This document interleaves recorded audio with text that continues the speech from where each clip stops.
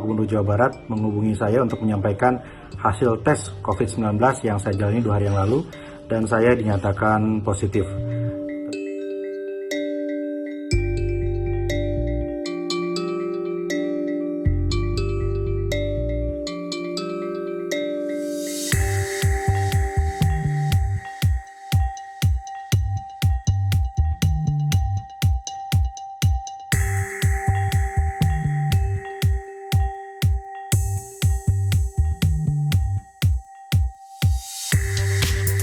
Ada gejala-gejala yang signifikan, hanya batuk-batuk kecil, tetapi saya memutuskan untuk mengikuti semua protokol dan prosedur, menjalani isolasi diri, dan percaya sepenuhnya kepada Rumah Sakit Umum Daerah Kota Bogor untuk menangani ini.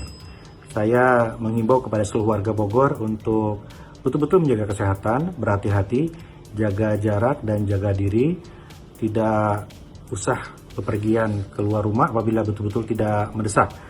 Saya juga mempercayakan penanganan dari COVID-19 di Kota Bogor ini kepada Wakil Wali Kota Kang Didi Rahim beserta seluruh jajaran Pemkot. Saya meminta doanya kepada semuanya karena ini cobaan bagi saya dan keluarga. Insya Allah kita dikuatkan dan saya juga mendoakan kepada seluruh warga Bogor untuk selalu diberikan kesehatan oleh Allah Subhanahu Wa Taala.